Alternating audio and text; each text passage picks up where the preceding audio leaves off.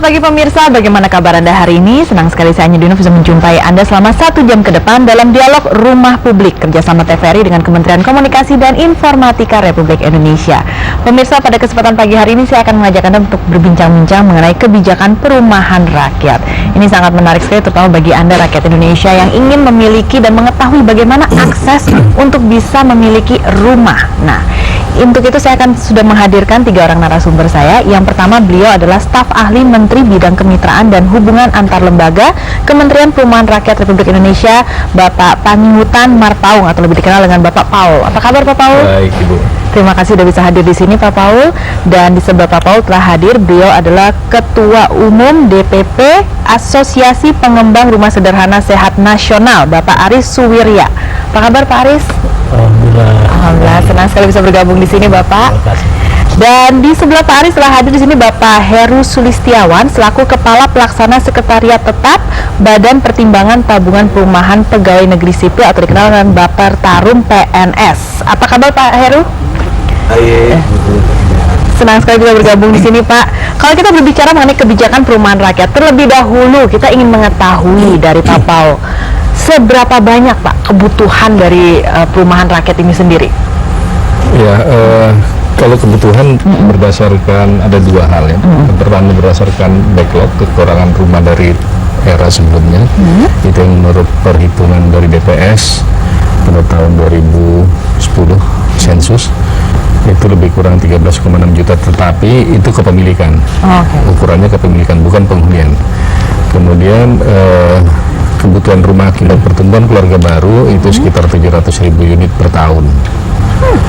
Jadi cukup besar, dan kemampuan teman-teman developer untuk mensuplai rumah terutama bagi masyarakat berpenghasilan rendah itu kurang lebih sekitar 200.000 per unit per tahun. Jadi sebetulnya kalau kita mau bicara backlog, rata-rata setiap tahun itu tumbuh sekitar 500.000 unit. Oke, kekurangannya itu ya Pak ya yang harus di. Baik, ini menarik sekali. Berarti kalau demand-nya begitu besar, nah saya langsung menuju kepada Pak Aris nih. Kenapa para developer ini hanya bisa menghadirkan 200.000 unit per tahun sedangkan kebutuhannya 700? Di manakah masalahnya? Silakan Pak Aris. Masalahnya sederhana saja. Kita ketahui bahwa yang membuat rumah sederhana ini di Indonesia tergabung di dalam 3 asosiasi yang ada, REI, Apersi, Apernas. Sebenarnya titik pangkal dari persoalan ini, siapa sebenarnya yang paling berkompeten, yang paling banyak diharuskan membangun rumah sederhana? Yaitu adalah pengembang-pengembang yang memang habitatnya dia sedang membangun rumah sederhana, yaitu pengembang kecil. Hanya di kita ini ya, padahal sudah ada aturan di dalam Undang-Undang Nomor 1 Tahun 2011 tentang perubahan kawasan permukiman. Di sana sudah diperintahkan pemerintah beserta asosiasi segera mensertifikasi anggotanya. Ini penting. Sertifikasi anggota ini, sertifikasi pengembang, kita bisa tahu pengembang kelompok mana yang membangun rumah mewah, pengembang kelompok mana yang membangun rumah menengah, dan pengembang kelompok mana yang membangun rumah sederhana. Sehingga pengembang yang membangun rumah pengembang yang kelompok membangun rumah sederhana inilah yang harus kita prioritaskan. Ya, baik dari subsidi kredit pemilikan rumahnya maupun subsidi pembebasan lahannya. Karena kelompok inilah yang memang dia sudah siap dengan untung kecil. Nah, kalau sekarang yang terjadi, pengembang besar disuruh membangun rumah murah atau rumah sederhana. Biasa dia membangun satu rumah yang harga 500 juta sampai miliaran. Jelas kontraktornya juga dia membangun rumah per meternya 3 juta ke atas lah. Nah, sedangkan kami membangun rumah murah per meternya itu hanya 1,5 juta. Kontraktornya dan habitatnya juga lain. Ini penyebabnya kami dari pengembang kecil diperlakukan sama dengan pengembang besar dalam hal mendapatkan kredit konstruksi dari bank sama. Kami mendapatkan kredit konstruksi dari BTN, ya, untuk 1 tahun 12%. Mereka yang membangun rumah mewah juga sama, kredit konstruksinya 12%. Sedangkan keuntungannya beda sekali ya. Ya, jelas beda. Iya.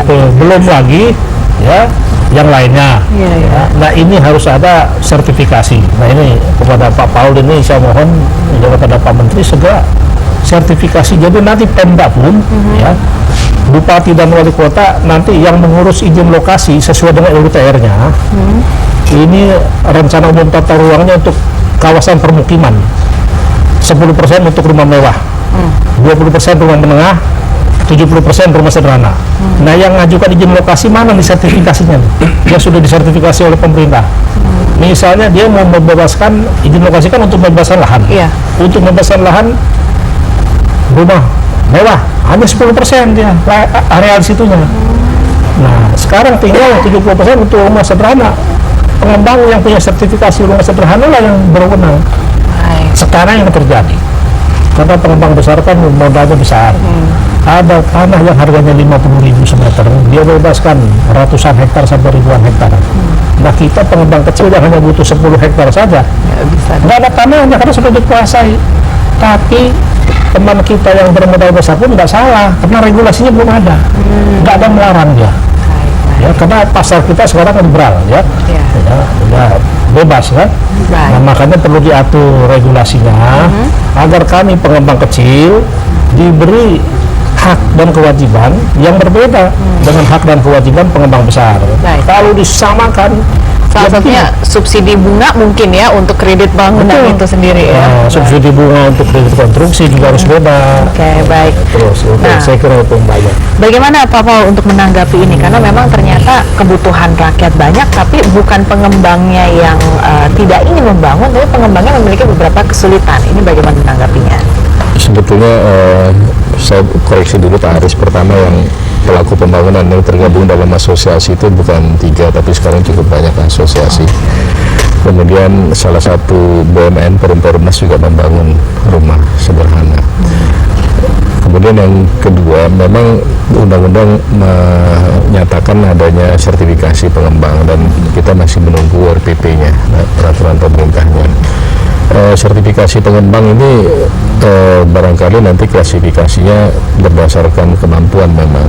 Jadi dan yang kedua, kemampuan ini juga macam-macam. Ada kemampuan permodalan, kemampuan SDM dan seterusnya, ya, kemampuan penyediaan tanah. Tadi yang disebutkan Pak Aris tadi, sebetulnya undang-undang sudah menampung dalam hunian berimbang. Ada 1, 2, 3, tapi saya sedikit koreksi Pak Aris. Pengamatan kami, kalau ada satu hamparan dan dibangun rumah dengan hunian berimbang, mewah, menengah, dan sederhana, tanah untuk perumahan sederhana itu dari mulai pola 136 sekarang 123 itu sebetulnya tidak lebih dari 20%. Jadi kenapa? Karena coupling rumah mewah itu besar-besar, sementara coupling rumah sederhana itu kecil. Jadi kalau kita pakai hitungan 136 maupun 123, tanah yang dialokasikan untuk rumah sederhana itu hanya 20%. Persoalannya sekarang siapa yang, apakah mereka mau membangun di satu hamparan? Kadang-kadang kan orang kaya nggak mau digabung dengan orang miskin. Itu sering lah. Karena itu sebetulnya pengembang besar bisa bekerja sama dengan pengembang kecil. Dan itu dimungkinkan menurut undang-undang. Hanya saja memang sekarang ada, tidak harus satu hamparan, tetapi harus bisa di dalam satu provinsi kalau DKI atau di dalam kabupaten kota yang sama gitu. Lokasinya boleh beda, tetapi dalam satu kota yang sama gitu. Berarti sudah ada solusi ya sebenarnya di sini, tidak Sebetulnya harus sudah berada ada dalam solusi, satu area. ya. Justru saya melihat gini fenomena ini. Saya nggak tahu sekarang ini. Ketika pasar rumah komersial itu lagi tinggi, itu developer berbondong-bondong bangun pasar komersial. Ketika mereka udah mendekati jenuh, maka mereka mulai tertarik kepada rumah sederhana. Yang jual cepat lah. Iya, yang jual cepat. Nah, saya nggak tahu kebijakan loan to value-nya Bank Indonesia itu sedikit merem untuk kepemilikan rumah kedua, ketiga, dan seterusnya. Tapi kita pun belum melihat bahwa dengan adanya kebijakan itu, rumah sederhana tidak terdorong juga ternyata supply-nya oleh para pengembang gitu.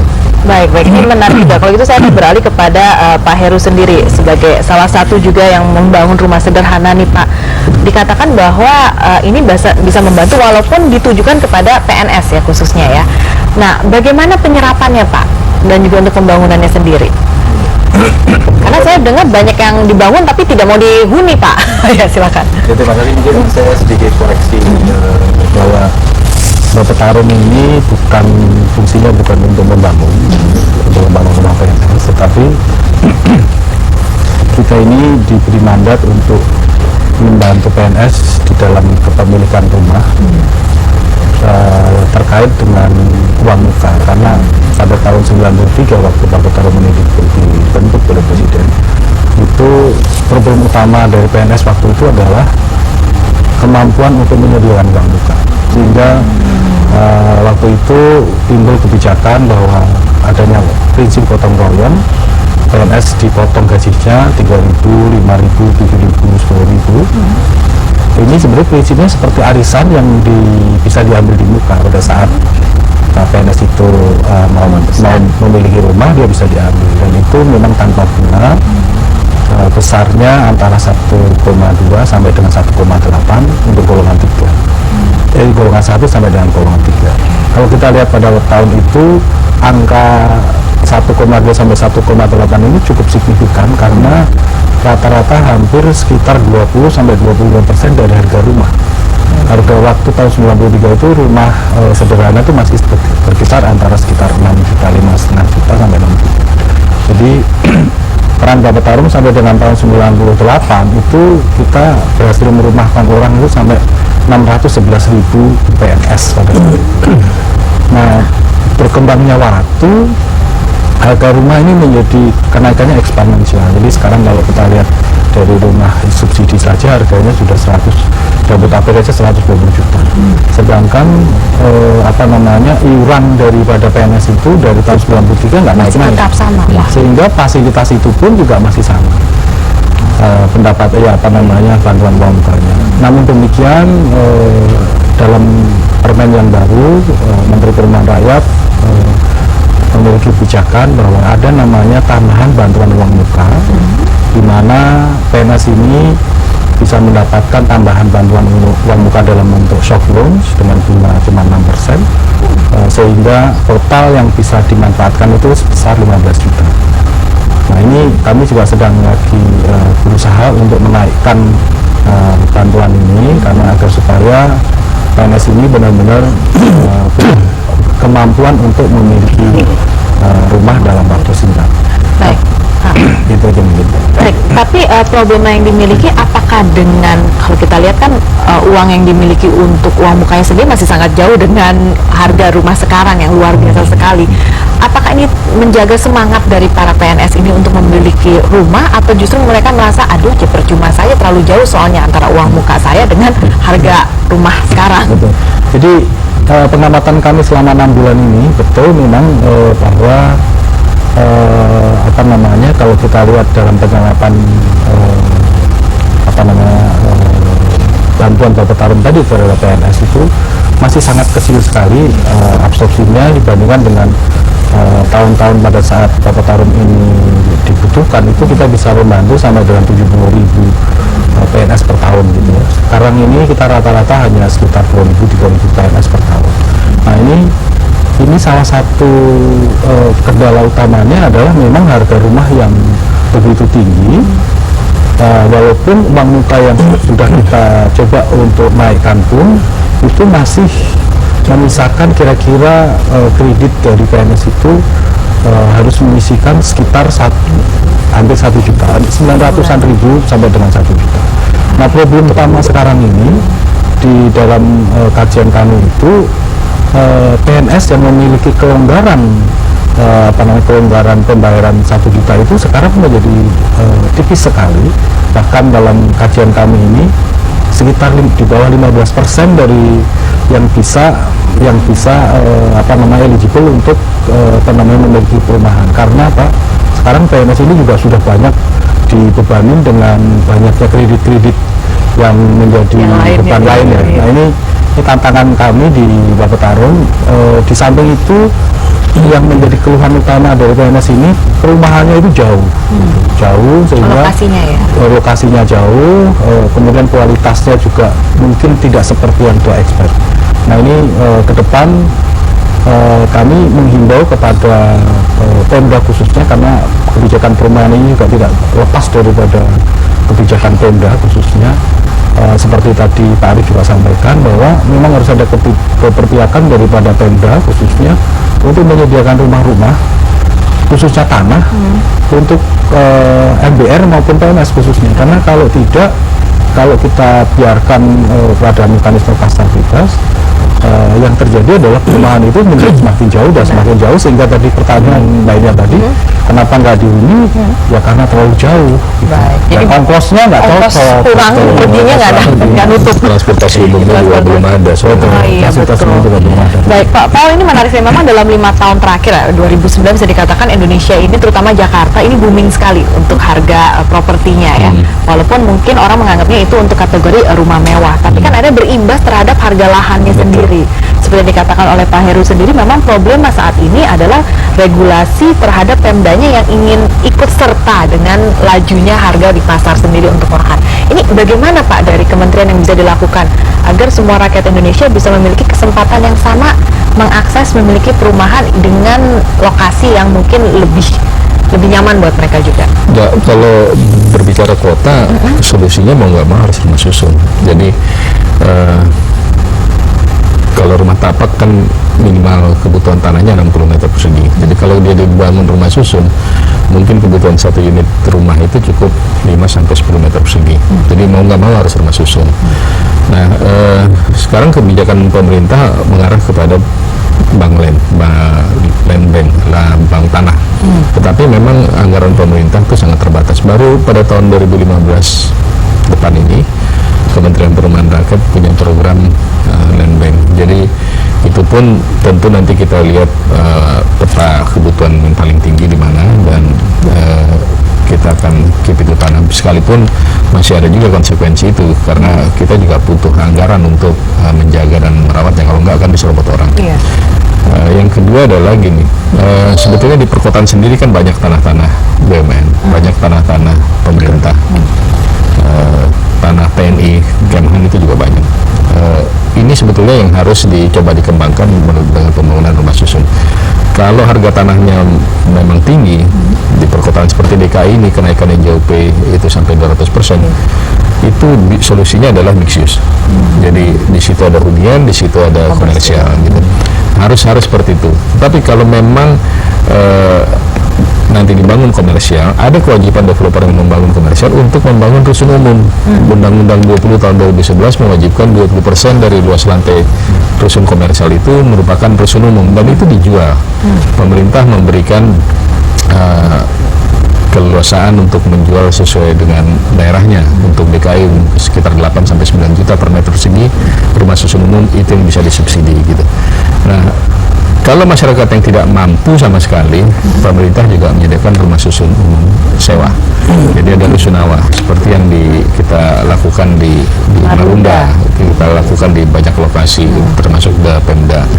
Ini memang solusi bagi mereka yang masyarakat miskin, sewa. Masyarakat yang menengah bawah bisa memiliki gitu. Baik, ini menjadi salah satu solusi. Tapi kenyataannya juga nih Pak, ada yang mengatakan bahwa rumah susun yang bersubsidi ataupun rumah tapak yang bersubsidi ini sering dimanfaatkan, terutama rumah susunnya dimanfaatkan oleh mereka yang sebenarnya memiliki ekonomi kuat untuk bisa mengakses dan membeli begitu banyak unit yang akhirnya mereka sewakan. Iya. Nah ini menarik, apakah perlu ada regulasi yang lebih ketat lagi agar benar-benar yang memiliki rumah susun yang bersubsidi ini memang mereka yang dikhususkan?